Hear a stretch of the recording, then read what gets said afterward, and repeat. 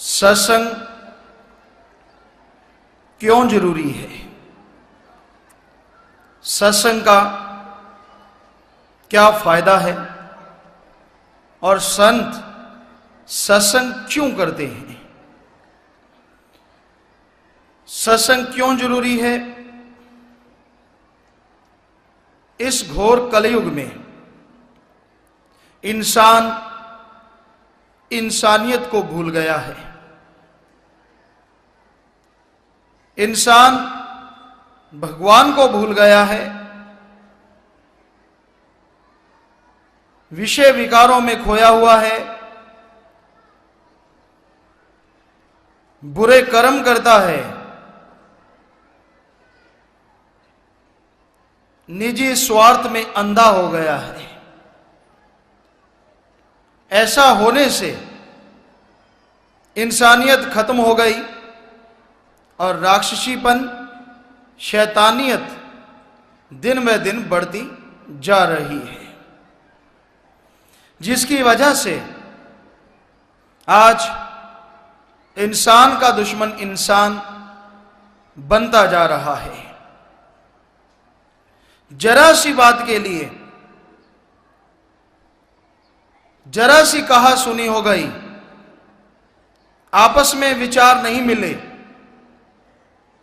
तो एक दूसरे को खत्म करने तक पहुंच जाते हैं। चंद रुपए नजर आ गए, वो रुपए चाहे 5-10 रुपए हों, पर किसी ने ये कह दिया कि इनके पास लाखों हैं तो झट से गोली मार देते हैं। क्या कीमत रह गई इंसान की? 5-10 रुपए, इससे भी कम। वो इंसान जो 84 लाख शरीरों में से सर्वश्रेष्ठ शरीर है ईश्वर का बनाया हुआ, वो इंसान जो सर्वश्रेष्ठ बेशकीमती शरीर का मालिक है, मन माया के पीछे लग के शैतान बन गया है, पशुओं से बदतर हो गया है। इसकी सोच में सिवाय दौलत के, सिवाय अपने आप को बड़ा साबित करने के, अहंकार के, काम वासना क्रोध लोभ मोह के कुछ भी नजर नहीं आता।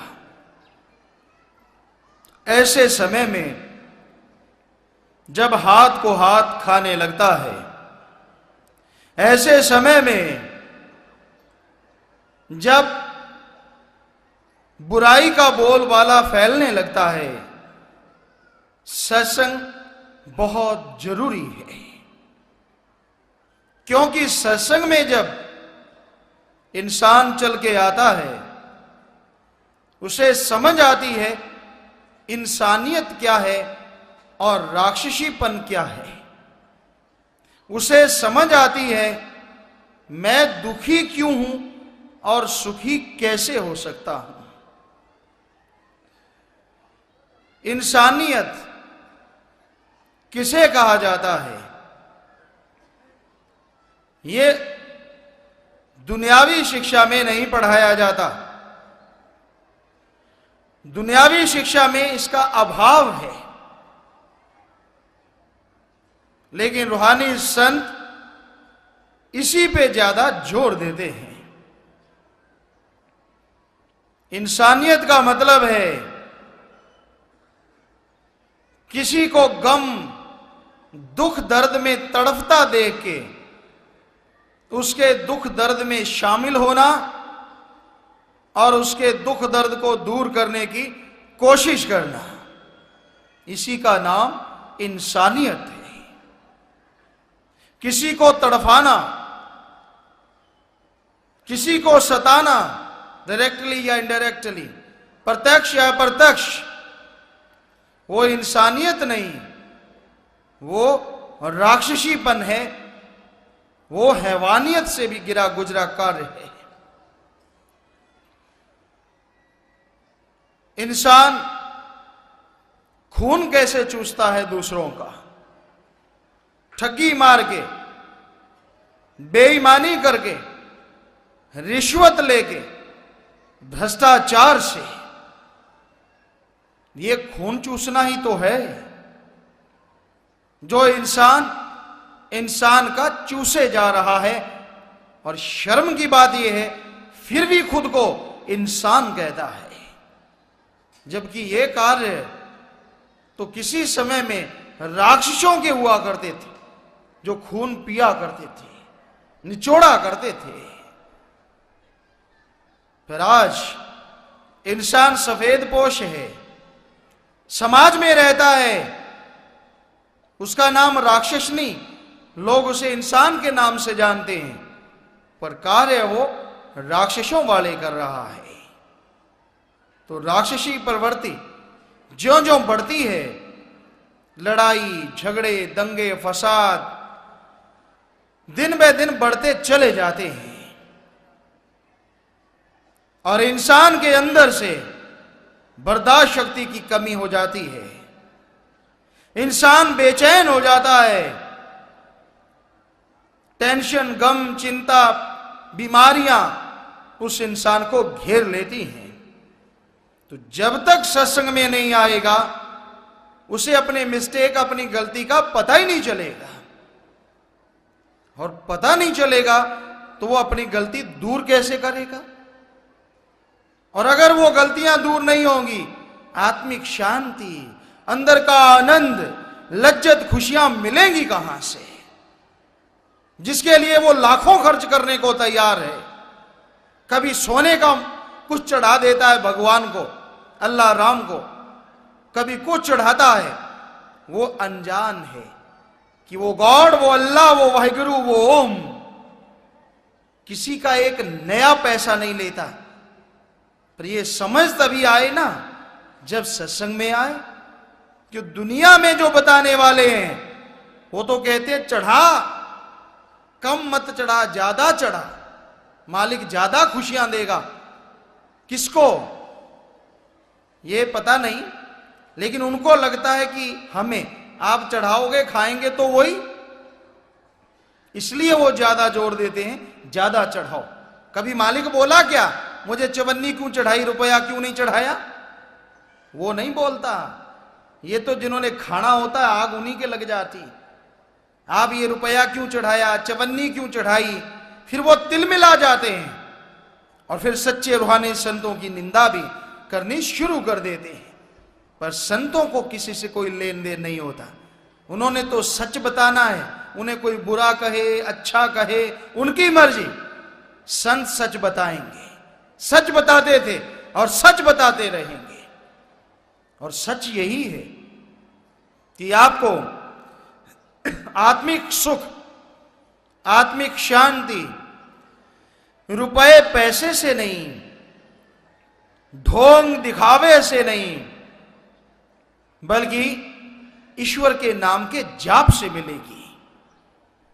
आप जो कर चुके हैं, जो समय गुजर गया, उसमें आपसे जाने अनजाने में कोई गुनाह, कोई बुरा कर्म हुआ, बुरा कार्य हुआ, जो मालिक की निगाह में, ईश्वर की निगाह में पाप है, तो ऐसे बुरे कर्म, ऐसे बुराइयों को धोने का अगर कोई जरिया है तो वो है ईश्वर का नाम। ना कि आपका रुपया पैसा, ना आपका कोई दिखावा।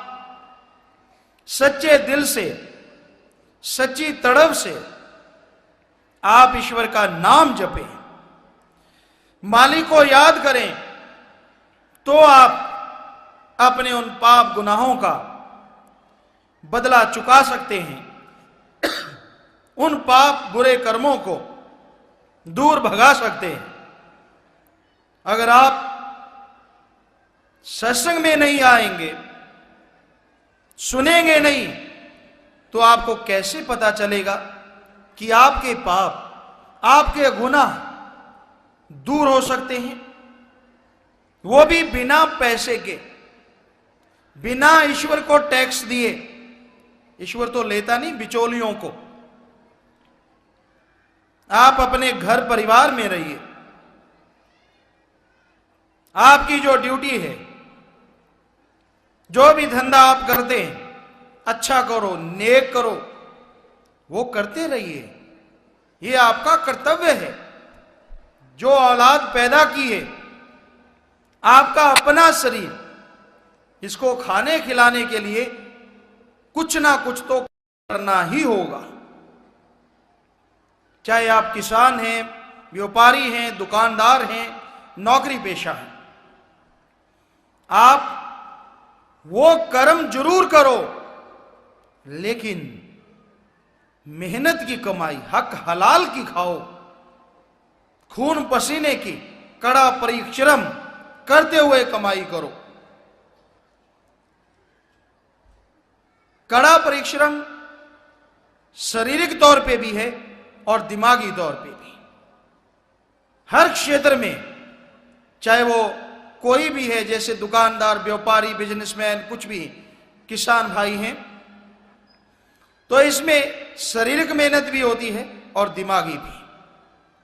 तो आप जैसे दफ्तर में जाते हैं, 8 घंटे ड्यूटी है आपकी, कम से कम 6 घंटे तो ईमानदारी से यहां से आप तनख्वाह लेते हैं, जिनकी ड्यूटी बजा रहे हैं, 6 घंटे तो दिलो जान से उनके लिए कार्य करो। लेकिन हमने देखा 6 घंटे तो दूर, घंटा 2 घंटे ड्यूटी देते हैं कई सज्जन, तो 6 घंटे गपशप मार के निकाल देते हैं। सो गए, इधर उधर की बातें सुनाई, तो हमारी निगाह में वो मेहनत की कमाई नहीं, वो भी पाप है, गुनाह है, क्योंकि आप अपने फर्ज से कन्नी कतराते हैं। तो मेहनत की करके खाओ, और उसमें आनंद ना मिले, लज्जत ना मिले, हम आपको लिख के दे सकते हैं। मेहनत की कमाई एक ऐसी कमाई है जो इंसान को संतुष्टि देती है। कोई डर नहीं होता, कोई भय नहीं होती, कोई चिंता नहीं होती। और दूसरी कमाई में चोर होता है इंसान, चोर। हर समय डर रहता है रंगे हाथ ना पकड़ ले, जो इज्जत बनी हुई है कहीं माटी में ना मिल जाए। हर समय टेंशन, हर समय परेशानी, और आखिर में कोई ना कोई बीमारी। एक तरफ जहर खाता है, औलाद को खिलाता है, और दूसरी तरफ खुद भी उसमें तड़पता रहता है। क्या फायदा हुआ उस दौलत का जिससे खुद को सुख नहीं, औलाद को सुख नहीं। ये पता तभी चलता है जब आप सत्संग में आते हैं। इसलिए सत्संग जरूरी है, क्योंकि वो सत्संग यहां रुपए का लेन देन चलता है। उनको तो जितने नोट आप चढ़ाओगे उतने ही आपकी खुशामंद करेंगे।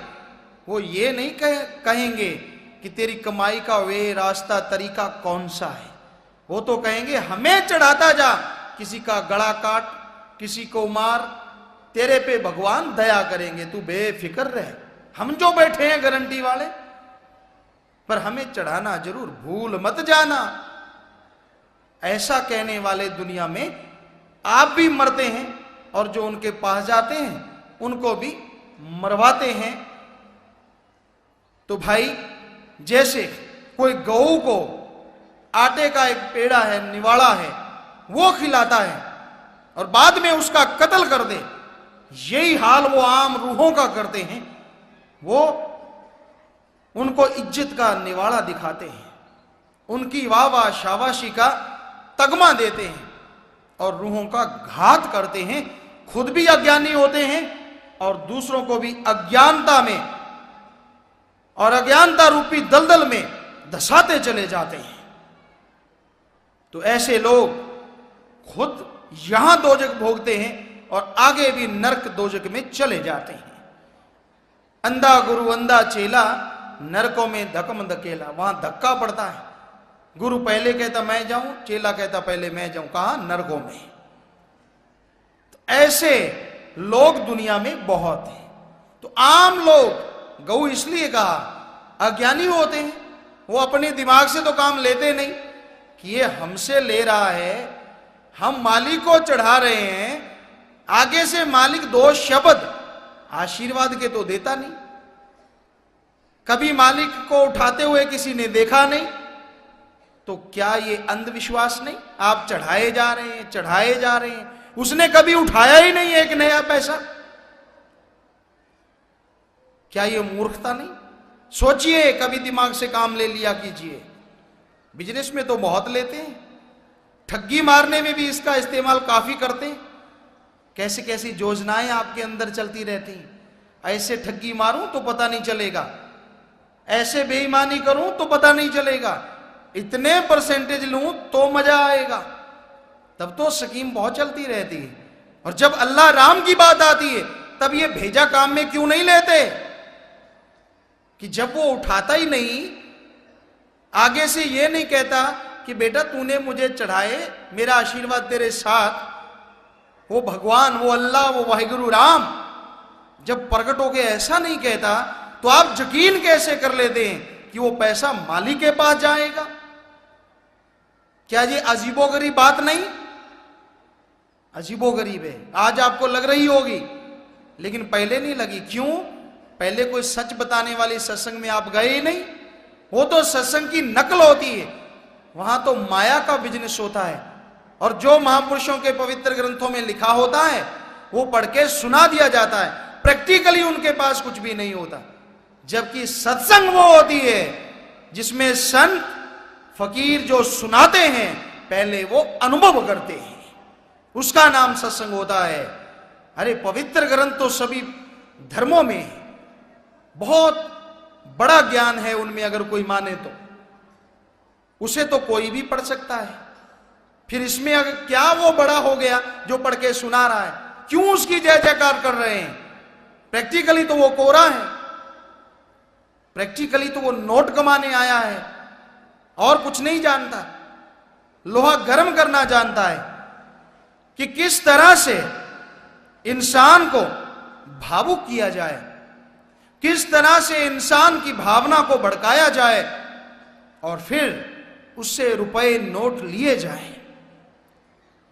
ऐसे लोग दुनिया में बहुत हैं जो लोगों से खुद खाते हैं, लोगों से लेते हैं। जरा सोचिए, जो आपके सामने झोली फैलाता है वो आपकी झोली कैसे भर सकता है? कभी सोचा आपने? कभी विचार किया? तो ये आपका दिमाग किधर चला जाता है? क्यों नहीं काम लेते उससे? सोचिए, अगर कोई संत, अगर कोई फकीर ईश्वर से एक हो चुका है, मालिक की भक्ति इबादत करने वाला है और पैसा आपसे मांगता है, जरा विचार कीजिए, क्या उसका भगवान अल्लाह, राम, वाहिगुरु, गॉड, खुदा, रब, जो सारी खलकत, सारी सृष्टि को बनाने वाला है, अपने उस भक्त को 2 समय का खाना नहीं दे सकता? वो सब कुछ दे सकता है, लेकिन जो लोगों से मांगते हैं वो उसके भगत होते ही नहीं। वो दिखावा करते हैं, ढोंग करते हैं, पाखंड करते हैं और लोगों को लूटते रहते हैं। और जब तक सत्संग में इंसान आता नहीं, उसकी दिमाग में, उसके विचारों में परिवर्तन आ ही नहीं सकता। कई लोग लकीर के फकीर होते हैं, उन्होंने इतना उनको पटाया कह लीजिए या मक्खनबाजी की होती है, बटरिंग की होती है कि वो हिल नहीं पाते। हमारा तो वही है, हमारा तो सब कुछ वही है। अरे अंधो, आंखें खोलो, कान ईश्वर ने सुनने के लिए दिए, बंद करने के लिए नहीं। बड़े बड़े पाखंड रचे जाते हैं। कोई कहता है आप ज्यादा टेम्परेचर में, गर्मी में बैठो, आग में बैठो, चारों तरफ आग जला देते हैं, बीच में बैठ जाते हैं, लोगों के लिए अचंभा होता है, वाह कितना बड़ा भगत है। नहीं, हमारी निगाह में तो इसके बिल्कुल उल्टे, बुरा मत मानिए, कितना बड़ा दिखावा करने वाला नाटककार है। अरे आग हमारा शरीर सह सकता है, इसमें इतनी पावर, शक्ति है कि अगर इसको जैसा बनाना चाहो, माइनस कितनी डिग्री में ये चला जा सकता है, जिंदा रह सकता है, और बहुत ज्यादा टेम्परेचर में भी। आग दूर रखो, यहां आप सह सकते हैं, और रोजाना आधा आधा इंच नजदीक करते जाओ। कोई भी आम शरीर आग झेलने के काबिल एक ना एक दिन जरूर बन जाएगा। तो इसमें कौन सी बड़ा तीर मार लिया।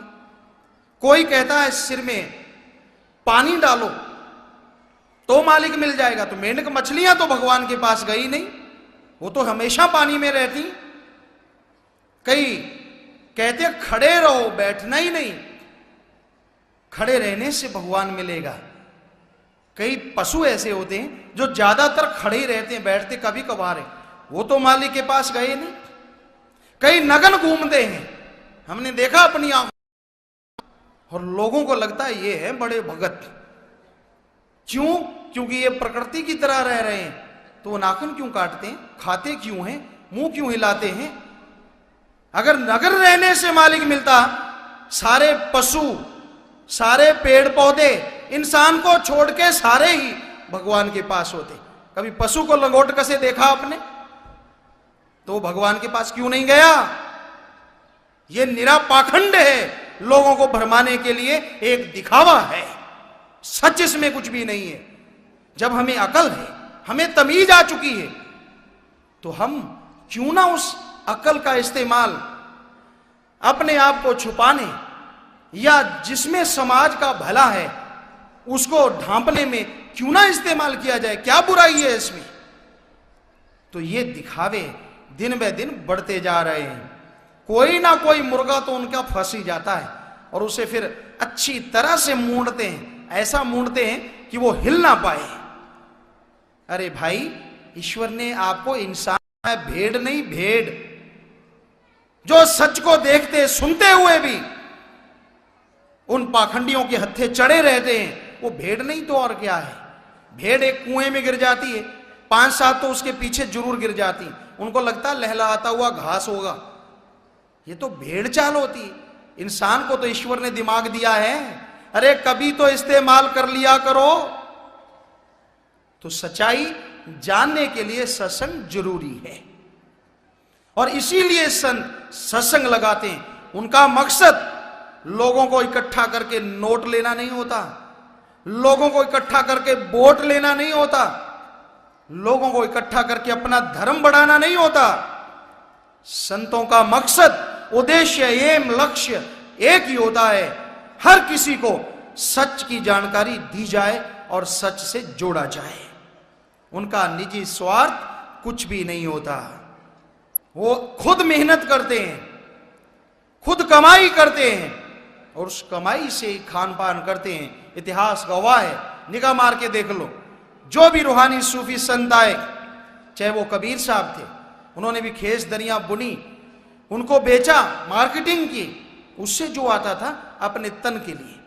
हालांकि उन्होंने मालिक को पाया था, वो ले सकते थे उससे, पर संतों का असूल बिना वजह मालिक के जो कुदरत के कानून है उनमें दखलंदाजी करना नहीं होता।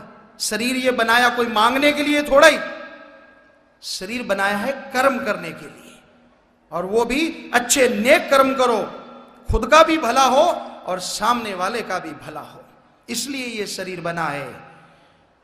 तो भाई, संत फकीर सच बताने के लिए सत्संग करते हैं। कई बार लोग देवी देवताओं से डरते हैं। हमारे पास बहुत पेश होते हैं, हजारों की तादाद में, गुरुजी हमें फलां देवता ने तंग किया, फलां देवता ने। ये आपका भ्रम है। देवता शब्द का मतलब निकलता है रूहानियत में कि एक तरह से जो ड्यूटी दे रहा है अच्छे के लिए, दुनियावी के हिसाब से अच्छे के लिए। वो किसी का नुकसान करेगा तो वो देवता कैसे कहलाएगा? क्योंकि बुरा करने वाले का नाम राक्षस है, और अच्छा जो ड्यूटी दे रहा है उसका नाम देवता है। संतों की बात ही सुना देते हैं। इस देही को सिमरे देव, सो देही भज हर की से, भजो गोविंद भूल मत जाहो, मानस जन्म का यही लाहो। इस देही को सिमरे दे।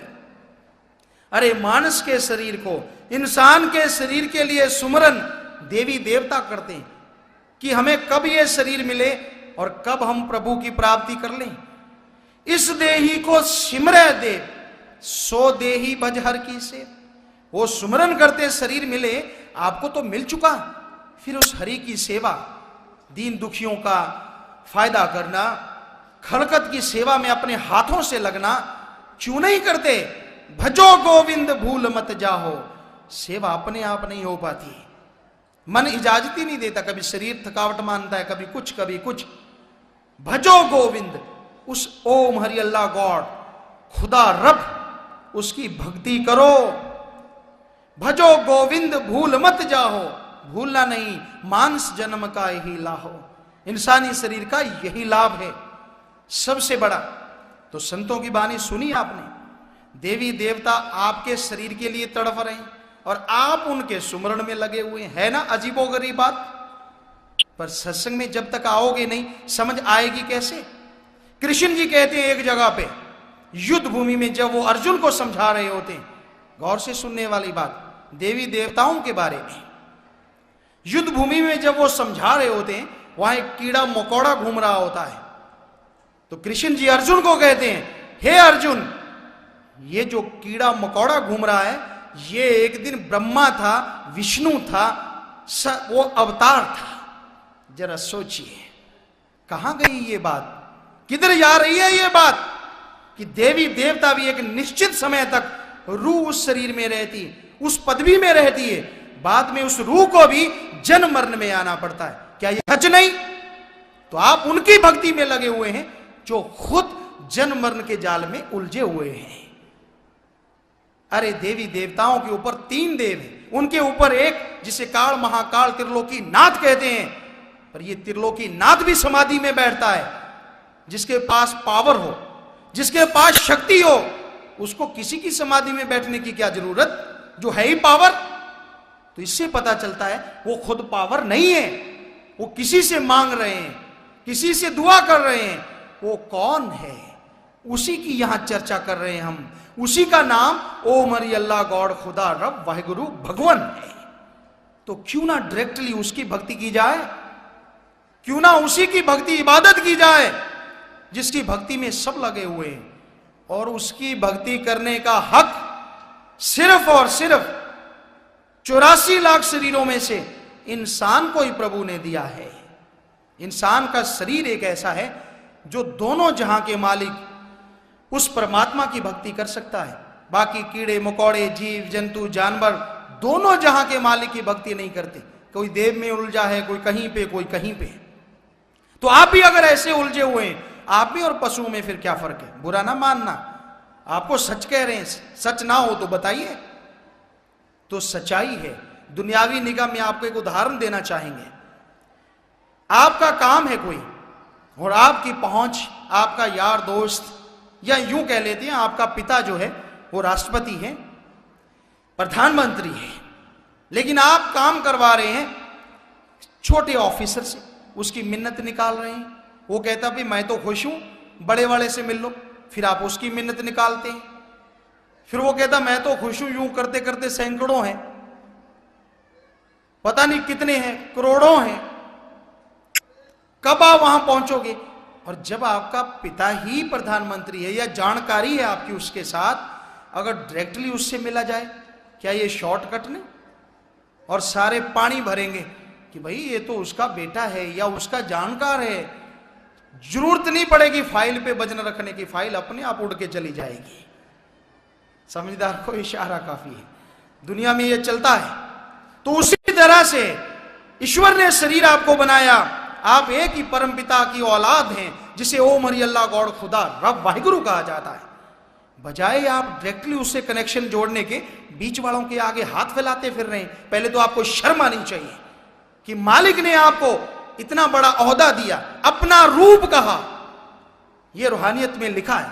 ईश्वर ने, अल्लाह ने जब इंसान का बुत बनाया, शरीर बनाया, सब देव फरिश्तों को कहा सजदा करो, नमस्कार करो।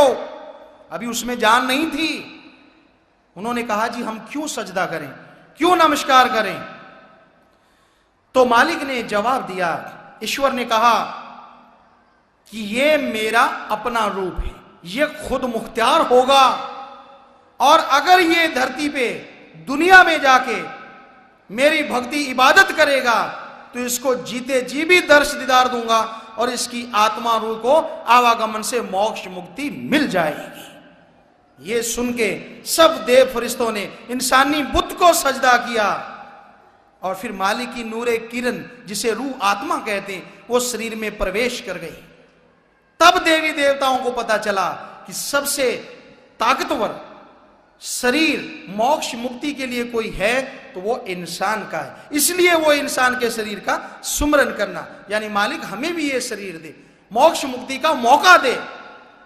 अब आप खुद सोच लीजिए, आपने उम्र किधर लगा दी? अरे जो गुजर गई शर्म मत करो। शर्माने से कुछ होने वाला नहीं कि मैं तो जी अपने स्टैंड पे पक्का हूं, पक्का होने से तू अपने पैरों पे कुल्हाड़ी मारेगा। बदल जा, अब भी समय है। जब तक अज्ञानी था, अज्ञानता में हर कोई गलती कर लेता है, पर आज तो तूने सुन लिया, आज तो तू समझ गया असलियत क्या है। आज के बाद भी गलती करता है तो ये तेरे लिए गुनाह के बराबर है।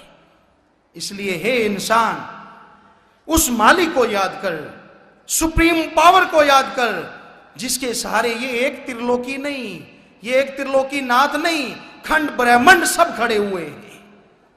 जो सबका स्वामी है, जो खुद पावर है, जो चरम सीमा देने वाला है, उसके लिए तो कोई शब्द ही नहीं। तो उस मालिक, उस परमात्मा को याद कर, फिर रिजल्ट तेरे को हाथों हाथ ना मिले तो हम आपको गारंटी देते हैं। उसका वो मेथड है, उसकी वो युक्ति है, वो तरीका है जिसे नाम कलमा शब्द वर्ड्स कहा जाता है।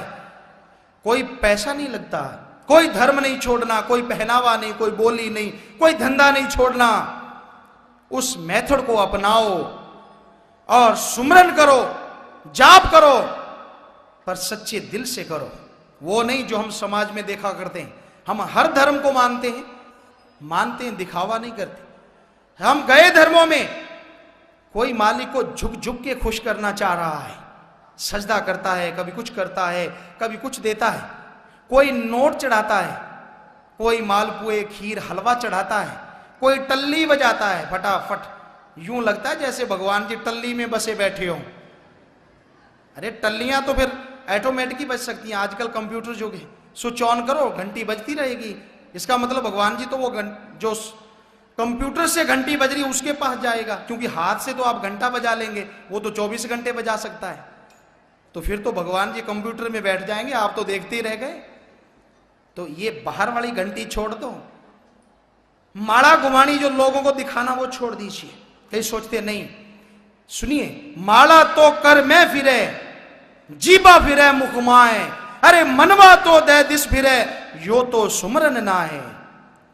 माड़ा के मणके होते हैं, वो हाथ में घूमते हैं। आपको बता दें, हिंदी में माड़ा कहते हैं, पंजाबी में इसे एक सिमरनी कहते हैं, मुसलमान फकीर इसे तस्बीह कहते हैं, और इसे घुमाते हैं हाथ से यूं।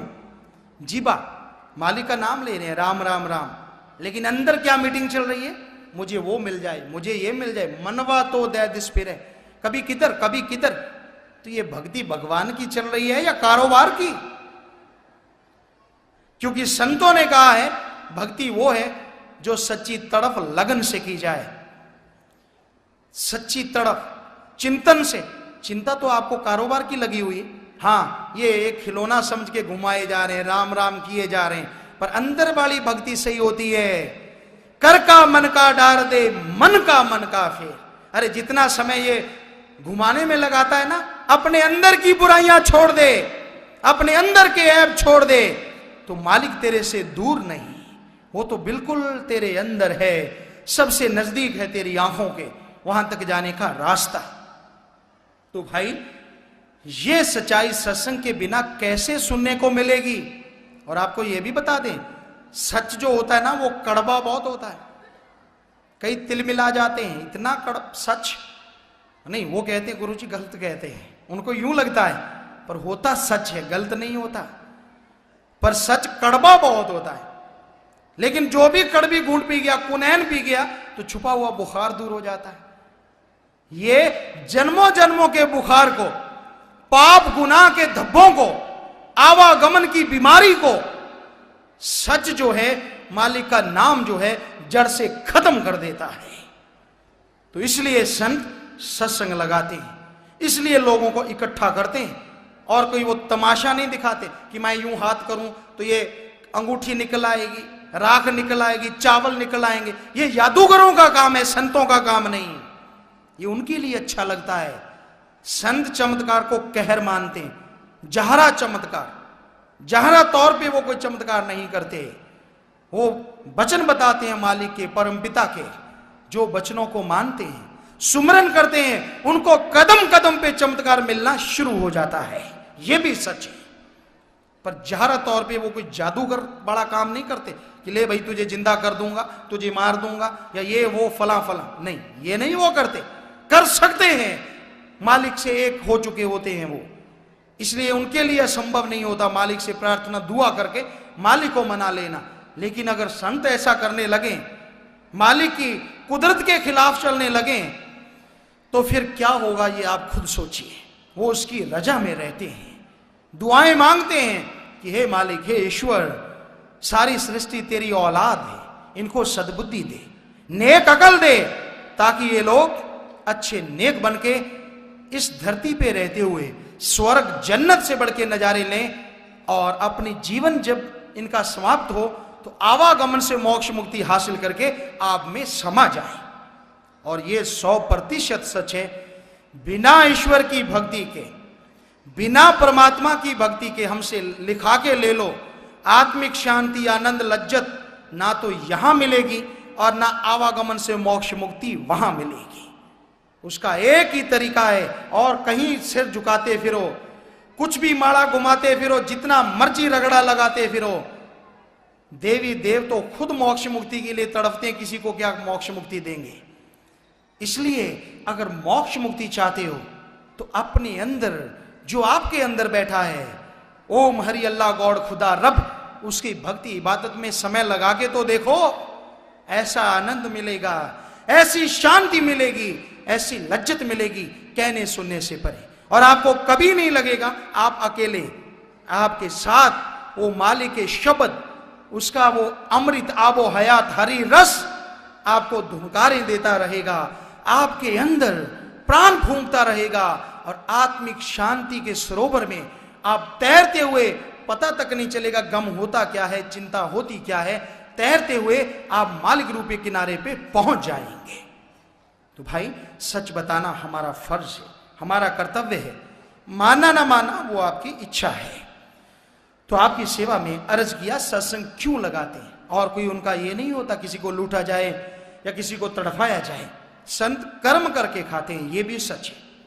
यहां सच्चा सौदा में बेपरवाह मस्ताना जी के समय से यहां कर्म करके खाया जाता है। जैसे अपने खुद हैं, साधु तो करेंगे ही करेंगे, जब भी समय मिलता है फावड़ा चलाते हैं, ट्रैक्टर चलाते हैं, हर कार्य कर सकते हैं हम जो दुनियावी इंसान अच्छा करता है मेहनत का, और वो करते हैं, कोई जी नहीं चुराते। जब भी समय मिलता है जरूर टाइम लगाते हैं, और जितने की जरूरत होती है खाने की साल में, उससे कई गुना ज्यादा करते हैं, फिर खाते हैं। तो भाई, संतों का काम ही ये हुआ। चाहे पीछे इतिहास में निगाह मार लो, या जो भी कार्य करते हैं उनमें राय देते हैं, ऐसे फसल लो, वैसे फसल लो, क्योंकि ये भी हमारा एक फर्ज बन जाता है। यहां जो भी आके खाएगा, जो भी कमाया जाएगा, एक सब किताब की तरह है, छुपाया नहीं जाता कि इतना हमने कमाया, इतना दीन दुखियों की सेवा में लगा दिया, और इतना लगाने को तैयार बैठे हैं। कोई अपना पर्सनल यहां का एक पैसा नहीं लगा सकता अपने निजी स्वार्थ के लिए, अपनी औलाद के लिए, क्योंकि बेपरवाह मस्ताना जी महाराज के वचन है कि सच्चे सौदे का जो पैसा है वो लोहे के चने हैं। क्यों खाएगा कोई? खाएगा तो हजम नहीं होंगे, खत्म करते जाएंगे। कईयों ने यहां से खा खा के देखा, हम नाम किसी का नहीं लेते, पर वो समझते हम होशियार हैं, चुपके चुपके चुरा के देखा, बेईमानी से खा के देखा, और हम जब निगाह मारते उनके जीवन की तरफ, जीते जी उनका जो बुरा हाल है, मालिक ऐसा कभी किसी का ना करे। और ये मालिक से दुआ भी मांगते कि मालिक ऐसा करने वालों को सद्बुद्धि दे। आपके तो वचन हो गए, पर ये ना समझ है, कुछ ना कुछ रहमत जरूर कर, दया कर। तो भाई, ये असूल हम खुद तो 100% मानते हैं, साधु भी मानते हैं, पर 100% हम किसी को नहीं कहते अपने सिवाय। ये हमारा असूल है, हम मानते हैं, उस सतगुरु की दया से अपने आप तो हम कहां से मान लेते, हम तो आपके सेवादार हैं, नौकर हैं, सेवा के लिए तैयार रहते हैं, दीन दुखियों के नौकर हैं, हर समय तैयार हैं। लेकिन हम उस सतगुरु सच्चे मुर्शिद कामिल शास्त्रानाथ जी महाराज की दया में रहमत से ये कह सकते हैं कि वाकई हम इस मामले में 100% उनके वचनों पे फूल चढ़ाते थे, चढ़ाते हैं, उनकी रहमत से चढ़ाते रहेंगे। तो भाई ये सच्चाई है, वास्तविकता है। संत कोई छुपाने वाली चीज नहीं होते कि उनका पर्सनली कुछ और हो, बाहर कुछ और हो, सवाल ही पैदा नहीं होता। जो कुछ भी उनका होता है वो सबको बता दिया करते हैं। छुपाते वो हैं जो कुछ ऐसा करते हैं, लोगों से नोट लेना, ठगी मारना, लूटना, अपने औलाद के लिए कुछ ना कुछ बना के देना, नहीं, सवाल ही पैदा नहीं होता। संत फकीर ऐसा नहीं करते। तो भाई सत्संग में वो नाम मिलता है, मोक्ष मुक्ति का तरीका मिलता है जो आपको भी दिया जाएगा। पर अभी इसी तरह प्रेम प्यार से बैठिएगा।